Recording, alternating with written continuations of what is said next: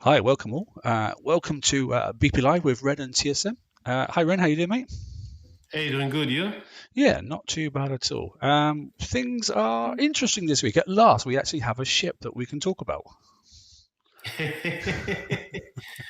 It's been overdue, hasn't it, Right. right? It's been overdue.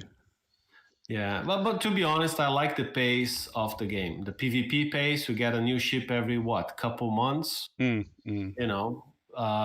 When did you get the Warhounds? Was it December, January? Just for Christmas, wasn't it? Or just around about Yeah. Christmas, anyway. So if you think about it, PvP, as far as PvP goes, we got the Warhound, the Trencher, the Gatekeeper, the Hellswarm, and now the Piranha. That's like 5 ships in 7, 8 months. I'm kind of okay with that. I mean, yeah. I mean, at least the one thing with the 2 yards, if you got them both, you got the chance to actually have some refits and some messing around in the Conqueror yard, and it hasn't been too stressful, I don't think, to be honest. Yeah, On that side, even anyway. if you're a non-coiner, you can have some defenders, you can have some conquerors, you can have at least a fleet of each easy. Yeah. Right. And hi, guys in chat. Welcome. Thanks for joining us. Nobby's in there moderating. Cheers, buddy. First, I thought, mate, what we talk about is BP Art Team. Amazing. I mean, I think this splash screen here is fantastic. They've done a good job this month. I like it a lot. Um, is that our ships getting annihilated? I think it probably is, isn't it? In the middle there. It's funny because that's the defender, right? And Mm. then it's annihilating something that looks like an interceptor. Because as far as I know, only the interceptors have that kind of skin that make them look like a Spanish galleon from the 1500s. Yeah, with the rigging, etc. Yeah, so it's interesting. And there's two more in the far distance as well coming in from the other side. So yeah, but nice, looks good. Anyway, let's have a look at some notes. We're not going to say too long on that. Let me just change screens, and we're going to go to this one. Right, here we are. It's the 10:30 update notes. Obviously, 21st of July, which is where we are now. What do we have? Not a huge amount, I don't think, to be honest. Um, Obviously, Bounty 34 that commences in literally 25 minutes, so we'll be done before that kicks in. Two TLCs, isn't there, this week, Ren, and two good ones. Yeah, two TLCs, you're right. And it's the one for the Mutineer and the one for the Zealot. Yeah, I mean, Mutineers, if you haven't quite finished off or finished upgrading at least, I know a lot of people haven't, especially if you're non-coiners, then great some options there to pick up quite a few. Be cautious, obviously, what you store, but a nice, none of these are new TLC, so you should have seen them before, at least had a little go at them. If you couldn't get all the way through them before, you're probably in a better position now than what you were, I'm hoping anyway. High Seas Heresy is a fantastic one. I mean, it's finishes off the zealots nicely. Zealots are still viable, obviously, for collecting, things out on your resources to keep your base up, topped up nicely. Yeah, the mutineer one, or on the bounties they call it, but that one there should get you down to. Is it A tier targets that should be up and running for the rest of this raid series? I think so. Yeah, last month there was a next level target for the Zealot, not anymore. But they'll This month I drop, don't think yeah, they'll they'll drop. drop that for a co-op target if they follow the pattern. Mm, But still worth doing the Zealot if your Zealots are not all X1, all max upgrades, because we know in 4 or 5 months there will be a new next generation assault hull, and then there will be an assault TLC that will require the zealots to complete, so you can get tokens for your next assault hull. So if you have spare time, I think it's totally worth it, especially because the damage from this TLC you repair on a separate queue than the conquerors you're going to be using for bounty. hmm You know, it's worth doing it. So to complete, to get your zealots to max level without consuming actual shipyard time, just with tokens. Do what you Yeah. can with the tokens. I remember we've got the Everest coming in, obviously new garrison fleet, obviously for FM replacement targets. We've seen the 160. I mean, I have to say, the last two sets, the Zealots and particularly the Mutineers, I've really enjoyed those hulls. It's been quite sort of like real player friendly in design terms, I think. That you can actually have some different ideas for a change. Last season, it seemed to be, I was in before Christmas, it seemed to be like, if it isn't built this way, it's not going to survive, or it certainly won't do as well as others. There's been 3 or 4 different flavors, I think, yours and Derpy's, and I've seen some others as well, that have gone different avenues, but come up with some really good results. I think there's a bit more flexibility at the moment. I don't know if you feel the same way, but. I mean, on the Everest, yes, absolutely. There are clearly many ways you can use them. I mean, I've seen my build, Derpy's build, Apex builds. I mean, all the Mm. nobody's doing them the same, Yeah, it's and interesting. everybody's kind of arriving at a similar result, plus minus 10-15%. Yeah, which can be down to driving, paving, and that sort of stuff, and just Yeah. unfortunate. Yeah, it's great. Yeah. So, what was the total number? I heard your update for this week. There was a total number of updates. Upgrades that you get, VXP upgrades, and obviously you can get upgrade kits and upgrade tokens for the Mutineer, can't you? This week was it 8 or something like that in total? Was it quite a few, wasn't it? Well, from the TLCs, yes, Yeah, 8. So you get a total of 8 build tokens and 5 upgrade tokens. yeah, good. So, and it's just over 5 days to get one 2x1, isn't it? You can't get the flagship up because it doesn't work for that, but you need to get one of them up there if you're. It's every one little one helps, doesn't it? Yep. Yeah, definitely. Yeah. Right, what else happened this week then? Well, bounty. Yeah, well, we'll talk about bounties as separate. In fact, we'll flip that. I mean, there was a few fixes on HTML5. I've been quite enjoying HTML5, apart from the occasional bit of black water. But with the new Opera browser, I'm getting on quite well. I've completely dropped using Chrome now altogether for BP, and it's definitely Oh, I working dropped better. using Chrome 100% on my computer. I use it on my work computer because it's the company standard, but on my personal, no, forget it. I see a lot of people recommending the latest version of Edge All because it right, seems yeah. to be running HTML5 really smooth and not consuming nearly as many resources as Chrome is.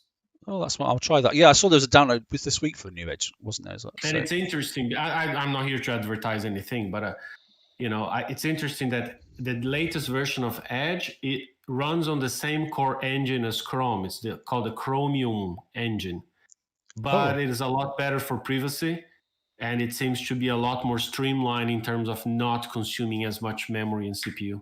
So it seems to be great right now. And ultimately, I haven't tried it. yeah, and ultimately that's the thing, isn't it? It's about streamlining and making sure the game flows. That's all I care about. To be honest, it makes your game flow better. That's what matters. Anyway, right, yeah. So new tier 9 defender hull that we sort of like just hinted about it. Really interesting hull, I have to say. Everyone's like, it's only got one weapon, but look at the defensive stats already. Deflection, massive. Armor points, massive. It's not the fastest, but you can get it up to a decent amount of speed. The turn speed is already up there. The thing I like about this, it's going to work straight out the box. The second you build it, you don't even need to rank it. You sort of can get away with not without putting armor on it. The reload speed of the weapon is already at maximum capability. Out of the box, this thing's going to be good, and it'll only get better. Yeah, I mean, the main reason I play BP after all those years is because I like the puzzle solving and the puzzle building aspect of it. Right now, we don't get much of that at all on PvE. It's very procedural, but PvP you still get that, right? I mean, designing a base and putting all the little pieces together, and this guy's, oh man, it's such a brain teaser. I love it. Yeah. Because having that one weapon built in and that one weapon you can put on, and they're very different, but they have the same range, and then all those massive defensive stats. I mean, look at that armor, like 150 million compared to, I think your best Conqueror has 85. It's the Hellsworn. Yeah, it's two ships in one. Yeah, and the basic deflection is huge. So it's a tactical. I think the people who are just looking at having only one weapon are missing the fact that this is not the ship that will kill the attacker, but this ship alone makes your whole base more powerful. Yeah, and because it weakens the attacker. It makes it drops their deflections, it drops their speed. And that's the thing, yeah. I mean, you got to be cautious where you put it. I think that's probably quite obvious. People have been looking at that if you don't place it in the right place, people will take advantage that it takes a long time to kill, and they'll use that to their advantage as attacker. And then basically, not so much on Kixeye employee bases, as you said, for bounty when we were offline beforehand, but for killing somebody else's bases, particularly of their hellswarms with UAVs. Just be cautious where you place this thing, because you can target this and by the time it's you'll outrange it if it's behind you know uh, some items that you're not going to break through, so that it actually can move, and then they'll be in a position where if you're not online, Yeah, your turrets are all I dead. think. Yeah, I think one big mistake some people are going to make, and they're going to make that mistake because they're not here listening to this show right now. Yeah, It's putting the Piranha too far deep in the base, behind too many gates, because this is a ship you want it engaging the attacker very early in the battle, because the way it works, it weakens the attacker over time, but to do so, it needs to be firing at the attacker. it could be. So if you put it Yeah, too far deep, too deep down your base, by the time it starts firing and starts weakening the attacker, it's already down the channel. It's already past the range of far sights and mongies and all the long range turrets. And so, yeah, uh, this ship is not only a puzzle to build, but it's also a puzzle to place in your base. yeah, I've got a thought process, and I do think that, yeah, as you've said already, I think the hint has gone out that these probably will be in the Kixeye bases for bounty. Oh, yesterday in on the Discord general chat, Kixeye have sent or actually confirmed that, yeah, his base would have those at the very beginning of Bounty. And today, 3 hours ago maybe, Kixeye Braden also said his base will have a couple of these. Mm. So we're gonna have firsthand experience trying to beat these guys 24 hours before we can even redeem them and build them. I think it's going to be a pain. I think, Killing a yeah, ship with 150 million armor and 100,000 deflection all around, to get that done in 5 minutes, plus the whole rest of the base, it's going to be a challenge in 5 minutes. yeah, I don't see that happening. I mean, I'm thinking about putting a portal right at the very, very front of my base, and then these quite deep in the base. So basically, then they have to take out the portal. That does them all the 5% damage piece, which they're going to gain or lose medals straight away. And then these ships can then just rush forward down the channel towards them and not have them sitting deep, because I think that'd be a dangerous thing to do, and you definitely risk Yeah.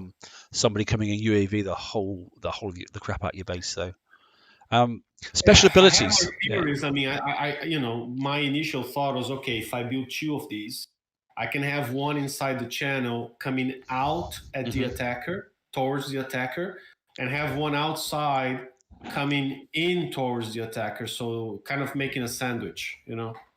Yeah, no, I agree. I mean, their skins. We can talk about those in a minute, but I mean, even from the art department, there, I mean, that's a pretty basic looking one. They've already done some nice designs. I mean, there are price points, obviously, for the value in the bounty, but I don't think you need too much. If you get the ship and you get it built, it's quite quick, 3 days and a bit, isn't it? Something like that. You don't actually need to rank it. I'm going down special ability, which you can't boost or do much about. You got a slow effect there at 0.25 per salvo. And there are a couple of Which actually specials. should display 25%. Yes, as a percentage, not a 0.25. Yeah. Yeah, it's not taking 0.25 from the combat speed flat. It's reducing by 25%, and that's what it does. I can't remember in base defense if you happen to be online. You can, or you used to be able to select your defending ship and then target an incoming ship. Can you still do that? I'm not really sure. Maybe you can target, but I know this one. The one thing I know is that you cannot control where it goes. It's just going to chase probably the closest attacker. Yeah. Some people were discussing yesterday, will it chase the closest or the weakest? And I'm wondering that the exact thing. It's an unknown, isn't it? Yeah. And I remember my experience against the Carnage was that it would chase the closest. Yeah, which is not necessarily what you want. But then again, there's more than one ship. You can always, if you are, you can you control this, or is it like the Carnage? It's just automated. You can't stop it. You cannot control it. Right. Okay. So you cannot control it. You cannot make it stop. You cannot click where you want it to go. It's just going to go and chase the attacker. Now, the one thing you can actually do a trick, and if you want, you can make it so it never moves. Okay. Right?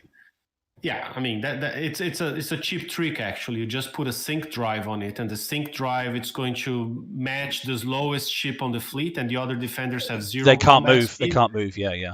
So it doesn't move. I mean, you can do that. I don't know why you would do that, on a ship that has only 45 range, but you could make it so it doesn't move with a sync drive, any sync drive. Yeah, yeah, I can sort of see, and you'd have to have a certain type of base to do that. But Yeah, and then you could maybe use specials to increase the range. But yeah, I mean, the one thing you cannot do is control where it's going. It's just going to chase attackers. um, At best, you can make it not move. yeah, so we could talk about the blueprint. Well, I think the things to look about is the combinations. I mean, like say, 100k damage deflection on each one of those. Don't worry about trenches really too much. It just takes too long. Even the missile built in, it will take forever. The reload of that's really, really slow. So I wouldn't even worry about doing ballistic armor. I wouldn't actually worry too much about doing missile armor. You may want to do explosive armor because you can have a full fleet of 5 Hellswarms now. And those mortars are pretty nasty, and they're area effect mortars, so they could be quite annoying. You may want to go concussive, obviously, because obviously the warhounds are out there.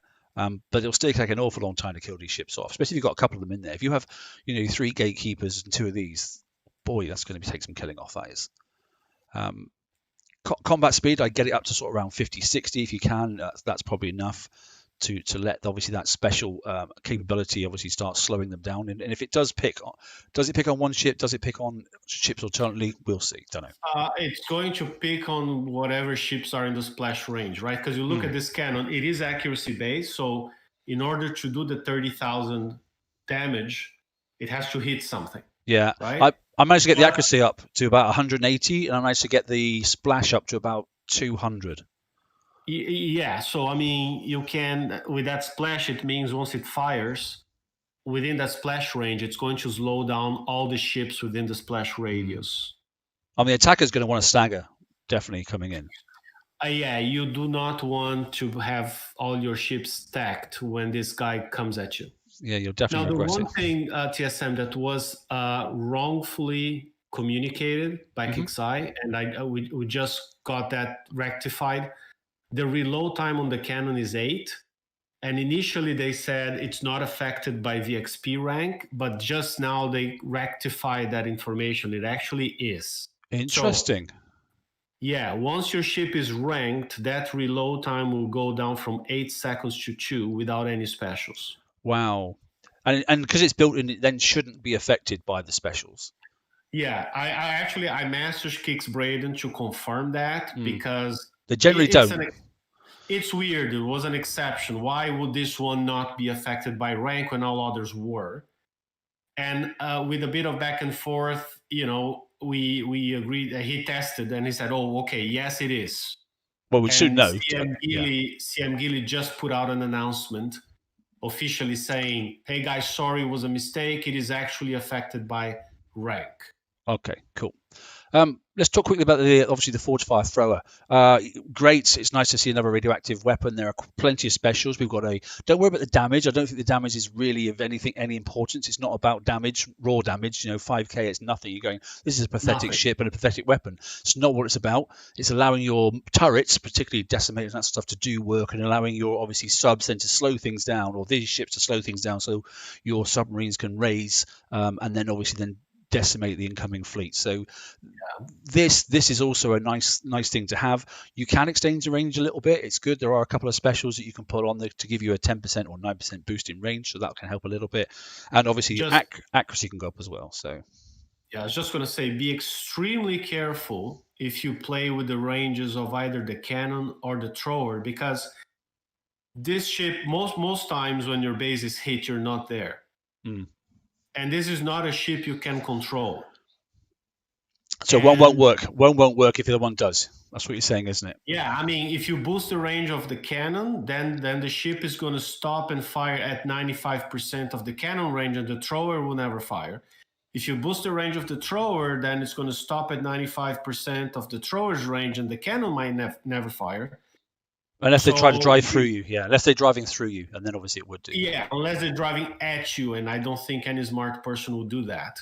So, just do not. My simple advice is do not modify the range of either weapon. Unless you're going to have it static, not moving, expecting the attacker to drive by it. Yeah, I was thinking of one of those, maybe a static one, a bit deeper Yeah. back. If Yeah. you're gonna have a static one, then by all means. But if you're gonna have it moving, do not play with the range, because if they don't match, one of the weapons will never fire. Yeah, so it's interesting. It's an interesting tool. There are a couple of specials as well that help you to have slow effect as well, which are radioactive as well, so they can assist you even further to slow things down. And they're area effect specials as well. So there are some older ones. I think they're tier 7. That sort of stuff. I was looking at some of the specials earlier on that may or may not work. I mean, you might want to do some in-house alliance sort of like testing and that sort of stuff. But there are some stuff.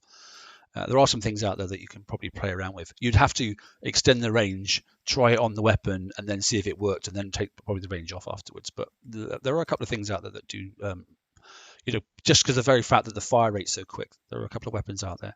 Um, Time's moving on, 5 minutes or so, and then obviously, it starts. What do you think of the skins, mate? I quite like this one. I think the Vanguard is lovely. I think that reminds me of an old They Spitfire. look great. Yeah, I like the steam powered one better. You like Steam? See that one there reminds me of a Spitfire, the Second World War sort of stuff, Yeah, or I really like it. yeah, it's quite But good. to be honest, I don't think I'm gonna get any because I don't think I will either. I'm packing up my house. I'm moving, after the weekend, so I don't think I'm gonna have the time. But I literally am going to get the hull and the weapon, and then literally build it instantly and that sort of stuff. I've got a few defender tokens and a few spare ones, obviously, yeah, I and then just saved 4 days of tokens from last week's FM, and then there's this week's FM. But the next 2 weeks of FM, I'm gonna save it for the Gladius, the siege yeah, hull. But last week and this week was kind of free. I saved the tokens. And since I'm just upgrading my mutineers, I have no use for those tokens other than building this. yeah. Costs quickly. Then what are we talking? 30. If you get 2, probably enough to start with at best. At most. Let's lowball, right? For people who are struggling to score points in bounty, if you can score 40,000 bounty points, you get one piranha, you get the thrower, and you will be happy. I think it's a good low aim to have, right? Would you agree? Yeah, definitely. You can get up to 4K if you're lucky out of a kickside base if you can do them, or if you can get someone to come and bubble you early and tease them into hitting you, you'll get 4 hours then to go and hit the other ones. And even if you're grinding your opponent and making 600, 500, I mean, 40K over a few days is doable, right? Now, if you want to get the 3 piranhas and the thrower, that's 100K. Then if you want all 12 invader plates, that's 216K. So that's 316. Then 60 for the 2 skins, that's 376. And now we can have 5 hell swarms in total. You can only redeem 3 apparently here. Yeah, that's what I'd heard. Yeah. So maybe, I mean, I have 3. If I want to go for 2 more, that's another 60K. So it's up to 436K bounty points if you want to get everything. And now, honestly, I don't think there's a chance in hell I'm going to get there because the weather is great outside. Yeah. And it's a weekend. It's summertime. Yeah, exactly. And we all know, as you said before, and people like to whinge in the summer because there's not enough time. Well, that's because it's nice outside and we're busy. So that's the reality of it, If I had 2 feet of snow outside, by all means, I would score 436, but I won't because I'm not coining that much and I'm not playing that long. Yeah, I mean, if I was starting from scratch, I think 1 or 2 piranha with obviously the thrower, so just to say that was 70 there. Totally forget the skins. Yeah, a couple of the armors would be nice. I mean, they're quite expensive still, but most of them you still don't need. Why do you want the missile armor? Probably don't need it. Nothing really affects you with that, especially with this new hull. And CT. The CT is also one you don't need right now. Yeah. But I'd say definitely I want 2 C9s for my trenchers. I most likely want the 2 X9s and the 2 R9s, and that's it. So, I mean, if I can get those 6, I'm happy. Yeah, and as Nobby says in chat, as soon as bounty kicks in, get in there obviously and upgrade your base as soon as possible. You get the extra points as well. So it all adds up very, very quickly. And that's the point. And people are watching this that haven't thought about it, don't forget those. If you're getting these armors for the first time, don't worry about putting on defenders because you can't.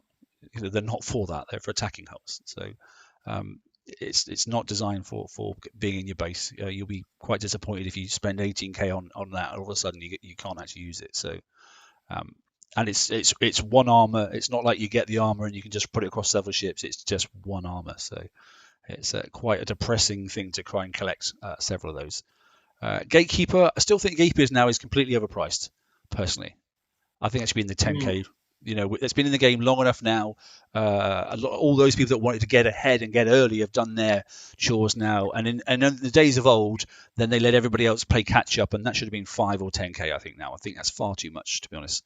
And I say, agree. yeah. It's a very high price for something that's already 3 months old. I mean, it is one of the top defenders in the game still, but and honestly, that's why I tell people who can't get it all, just go and get one Piranha and the thrower, because if they follow the patterns that they've been doing for the past many months, the Piranha will be available again in pillage. Yeah. Right, just as the gatekeeper was available right away again in pillage, and then just as gatekeepers will be in pillage again. So if Considerably don't cheaper. go crazy on bounty, Yeah. just try to get some of that stuff will be back in pillage and in the raid. Yeah, I'm definitely gonna get weapon and one, and then build it, see how it plays out, and then maybe if I haven't got a bit of time, get a second one. But if not, yeah, pillage. Yeah. I can wait for that. So it's not. And I think overall, I still think the best defenders in the game are gatekeepers. This Piranha shows a lot of promise. And then the Gorgons are tier 8, but still very powerful. Well, end of the day, if it's as good as the artwork, it should be fine. Yeah, and just the last minute, TSM, sorry, just a clarification on the Piranha, because I'm following up the chat on Discord, and Braden is there, and he's the guy who designed the Piranha. So a few tidbits is the slow effect from the cannon only has a stack of 1. So once the cannon hits you, it's 25% slow effect. If it hits you, and it lasts for 4 seconds. So if it hits you again, you're not going to stack to 50% slow. It stays at 25. Yeah. You just keep them slow at 25, and that's what it does. And now we know the XP affects reload, so it means ranked, it's going to have a 2-second reload. So even without any reload modifiers, you should always keep the 25% slow effect on. Yeah. Right. Yeah. So stagger your ships on the way in is what I suggest. Otherwise, you're going to be in a real pain.